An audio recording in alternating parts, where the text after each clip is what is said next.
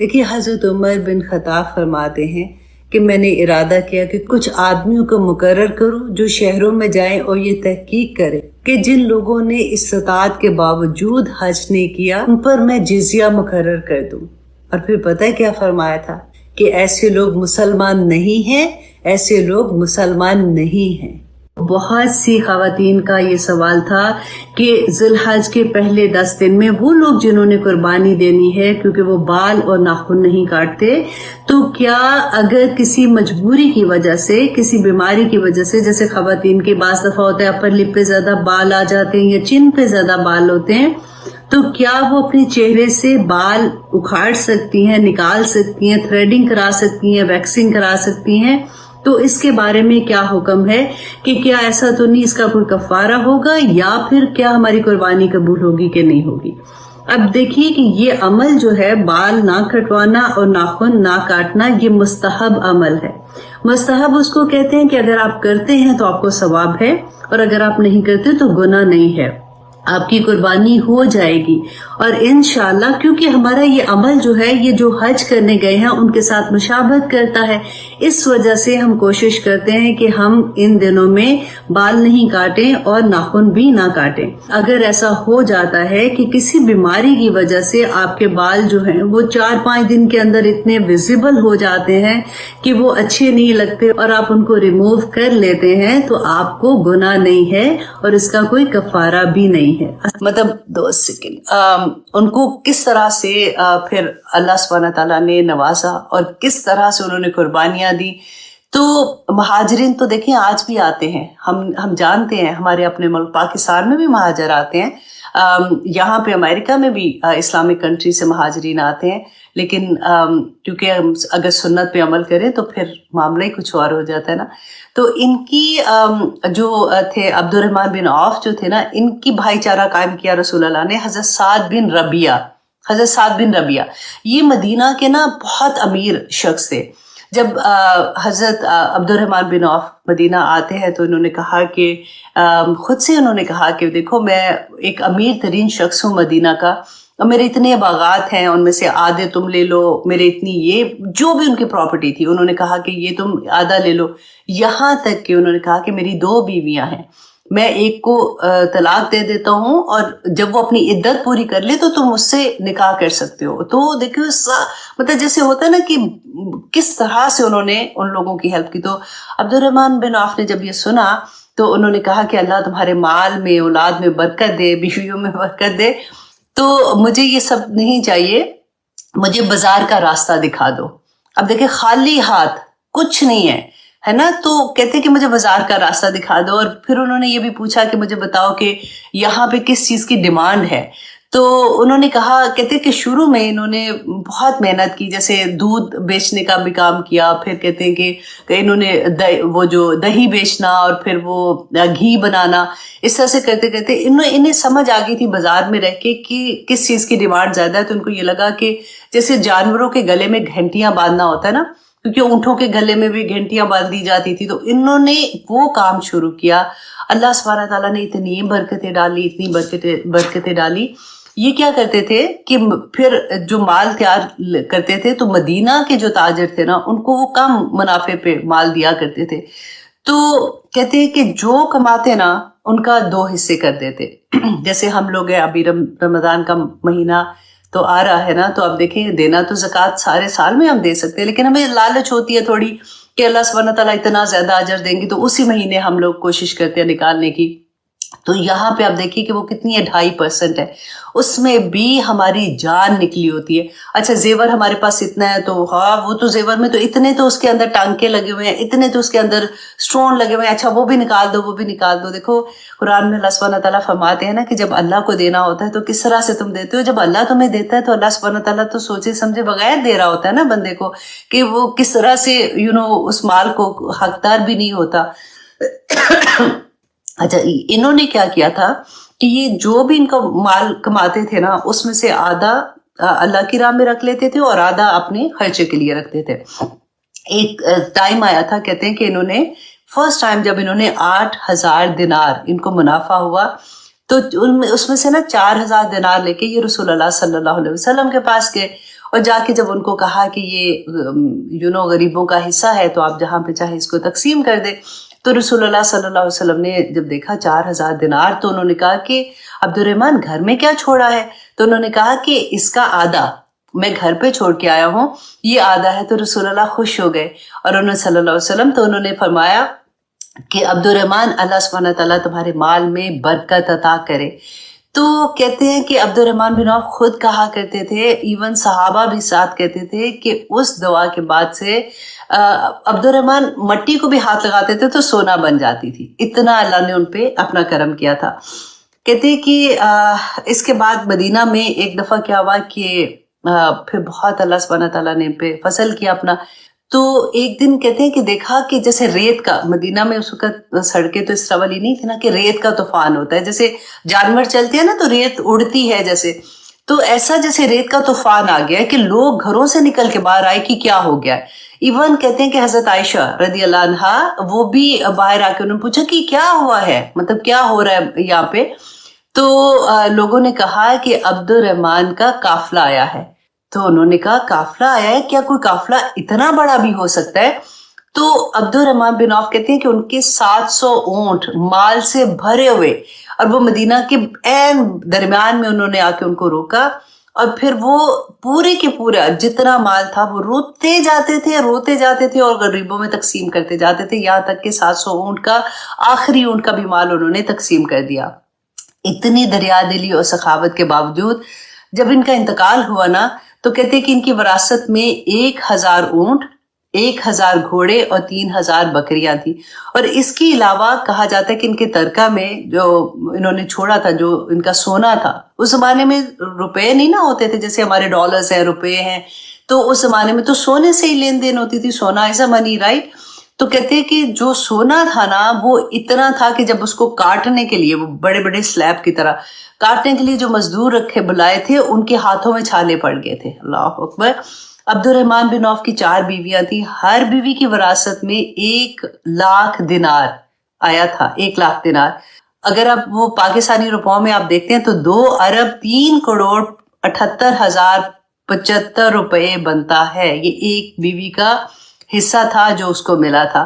تو جو حصہ دینے کے بعد جو باقی ان کے بچے تھے وہ تھے 32 لاکھ دینار، ان کے جو باقی بچ گئے تھے.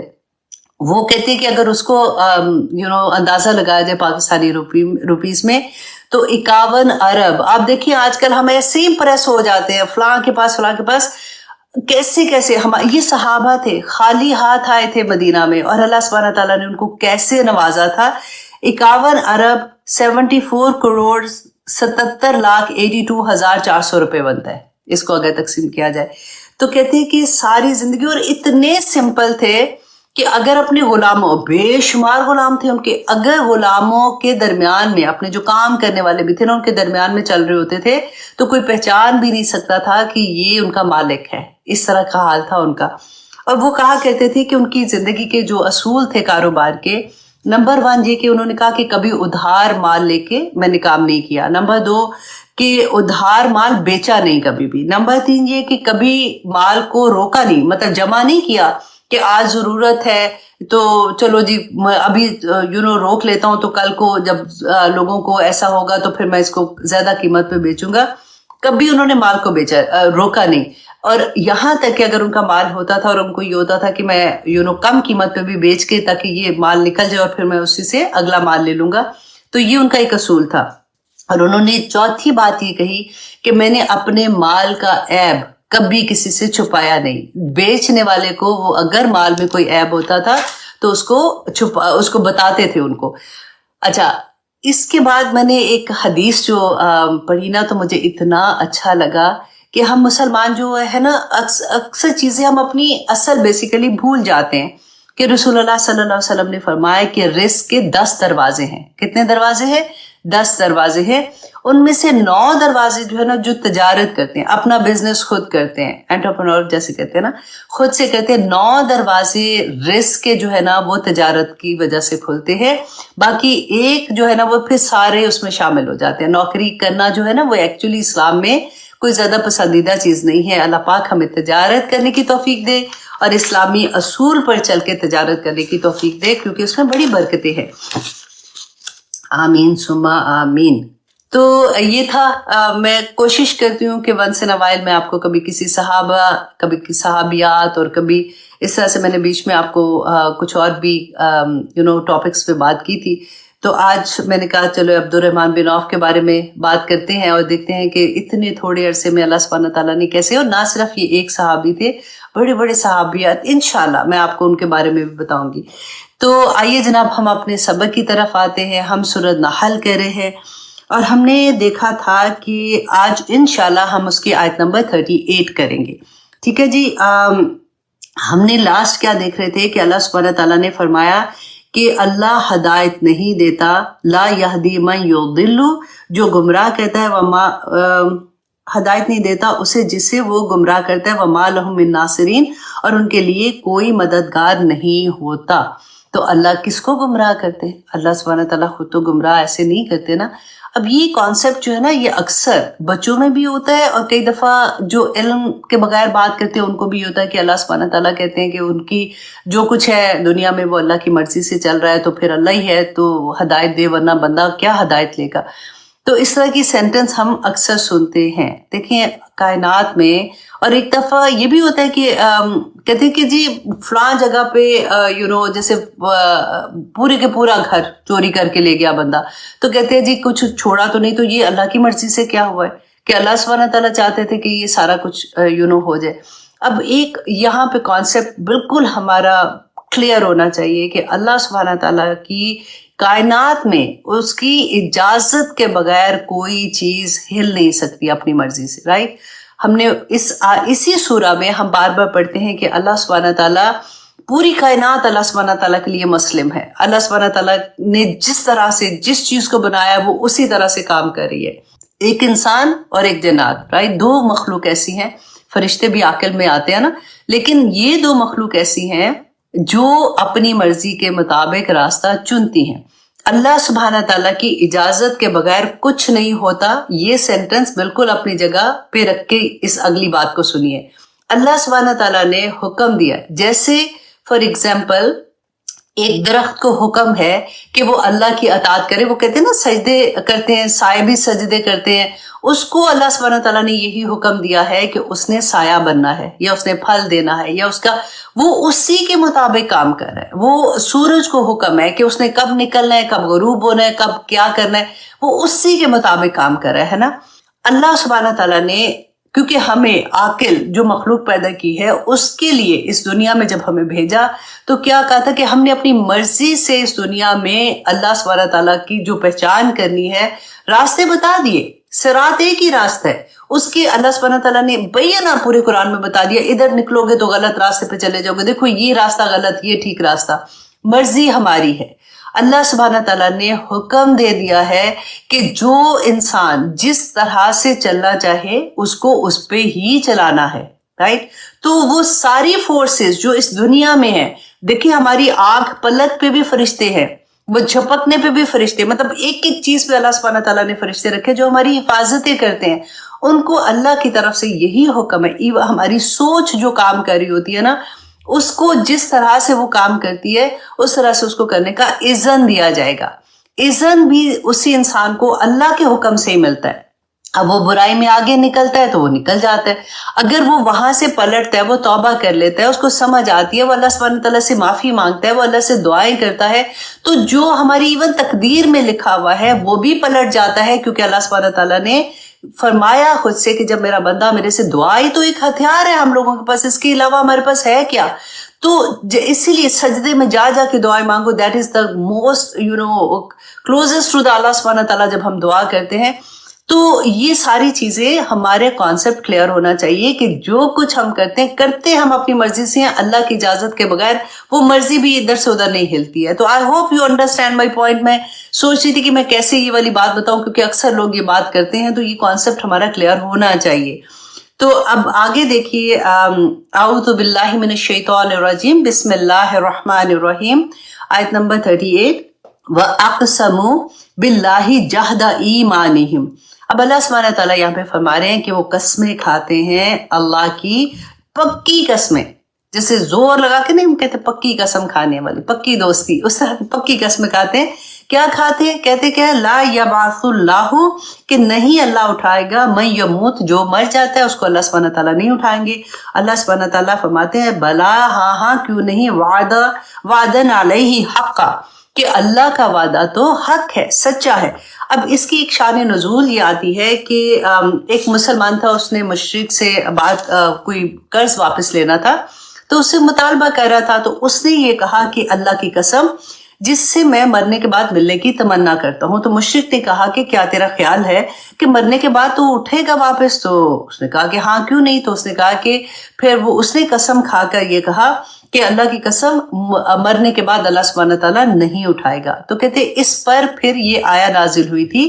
اور پھر حدیث میں ہے، ابن عباس رضی اللہ عنہ بیان کرتے ہیں کہ اللہ سبحانہ تعالیٰ، رسول اللہ صلی اللہ علیہ وسلم نے فرمایا کہ اللہ سبحانہ تعالیٰ فرماتے ہیں کہ بندہ جو ہے اس نے مجھے، ابن آدم نے مجھے جھٹلایا، حالانکہ اس کو مناسب نہیں تھا کہ وہ مجھے جھٹلائے۔ اور پھر اللہ سبحانہ تعالیٰ نے فرمایا کہ ابن آدم نے مجھے گالی دی، اللہ اکبر، ابن آدم نے مجھے گالی دی حالانکہ اس کے لیے مناسب نہیں تھا کہ وہ مجھے گالی دے۔ جھٹلانا یہ ہے کہ اللہ سبحانہ تعالیٰ انکار کر دے بندہ کہ میں دوبارہ واپس نہیں اٹھایا جاؤں گا۔ الحمدللہ مسلمانوں کا یہ عقیدہ نہیں ہے۔ اور دوسرا یہ کہ مجھے گالی دینا یہ ہے کہ وہ اللہ کی یعنی میری اولاد بناتا ہے، اور الحمدللہ ہمارا یہ بھی عقیدہ نہیں ہے۔ تو اللہ سبحانہ تعالیٰ نے فرمایا کہ میری ذات پاک ہے اس سے کہ میں اپنے لیے بیوی یا اولاد بناؤں۔ اچھا، اب قسم جو ہے نا، اب اس کے بارے میں بھی ہم تھوڑا سا جان لیتے ہیں، کیونکہ ہماری زندگی میں یہ بہت بڑا کردار ادا کرتی ہے۔ دیکھیں، ایک تو وہ قسم ہے، اللہ سبحانہ تعالیٰ نے سورۃ البقرہ میں آیت نمبر 225 میں فرمایا لا یؤاخذکم اللہ باللغوی فی ایمانکم، کہ اللہ تمہاری لغو قسموں پہ نہیں پکڑے گا، ولیکن یؤاخذکم بما کسبت قلوبکم واللہ غفور حلیم، کہ لیکن وہ پکڑے گا تمہیں کس پر؟ جو تمہارے دل نے، مطلب جو جان بوجھ کے نہیں ہوتا، ہمیں پتا ہوتا ہے کہ ہم جھوٹی قسم کھا رہے ہیں، اس پہ تمہارا مواخذہ اللہ سبحانہ تعالیٰ کرے گا۔ اور پھر اللہ سبحانہ تعالیٰ فرماتے ہیں کہ وہ تو بڑا بخشنے والا اور حلم والا بھی ہے۔ اب یہاں پر آپ دیکھیے کہ قسم، ایک تو وہ قسم ہے جو، کیونکہ عرب لوگوں میں نا یہ ایک رواج ہوتا تھا واللہ واللہ، جیسے اکثر میں جب پڑھ رہی ہوں، تفسیر کر رہی ہوتی ہوں، تو اس طرح سے ایک ہوتا ہے کہ ایک عادت ہوتی ہے اور اس میں ایک زور پیدا کرنے کے لیے بندہ اس طرح سے کہتا ہے، تو اس پہ اللہ سبحانہ تعالیٰ نے فرمایا کہ کوئی پکڑ نہیں ہے۔ لیکن پکڑ کس کے اوپر ہے؟ جو آپ جان بوجھ کے، آپ کو پتا ہے کہ آپ نے جھوٹ بولا ہے اور آپ کسی پہ فار ایگزامپل الزام لگا ہوا ہے، یا پھر کسی بھی لیول سے آپ کو پتا ہے کہ قسم کیسے، جھوٹی قسم کیسے ہوتی ہے۔ لیکن امام مالک نے بڑی ڈر والی بات کہی، انہوں نے کہا کہ انسان کسی بات پر قسم کھائے اور جان رہا ہو کہ وہ جھوٹا ہے، گناہ گار ہے، اس طرح کرنے سے وہ کسی کو خوش کر رہا ہے، مطلب جھوٹی قسم کھانے سے وہ کسی کو خوش کر رہا ہے یا کسی کا حق مارنا چاہتا ہے، تو یہ عظیم گناہ ہے اور کفارہ اس کی تلافی نہیں کر سکتا۔ اللہ اکبر! تو پھر کیا کرنا ہوگا؟ پہلے توبہ کر کے آپ کو 2 رکعت نماز نفل اللہ سبحانہ تعالیٰ سے وہ بات بولنی پڑے گی، وربلی بولنی پڑے گی کہ میں نے یہاں پہ یہ غلطی کی ہے، میں نے جھوٹی قسم کھائی تھی، اللہ سبحانہ تعالیٰ مجھے معاف کر دیں، اللہ سبحانہ تعالیٰ انشاءاللہ معاف کر دیں گے، دین کفارہ بھی دے دیں۔ اچھا، اب اس کا کفارہ کیا ہے؟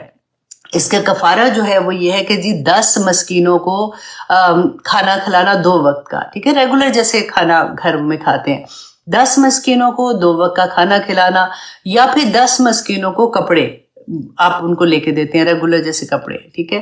اور ایک یہ بھی آتا ہے جو غلام کو آزاد کرنا، لیکن اب تو غلام ہے نہیں ہے نا۔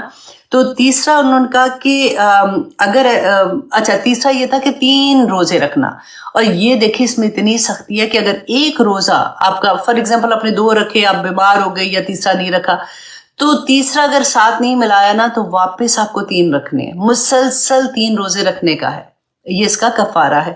اور ایک حدیث میں آتا ہے کہ جو شخص قسم کھانا چاہے اسے چاہیے کہ وہ صرف اللہ کی قسم کھائے ورنہ خاموش رہے۔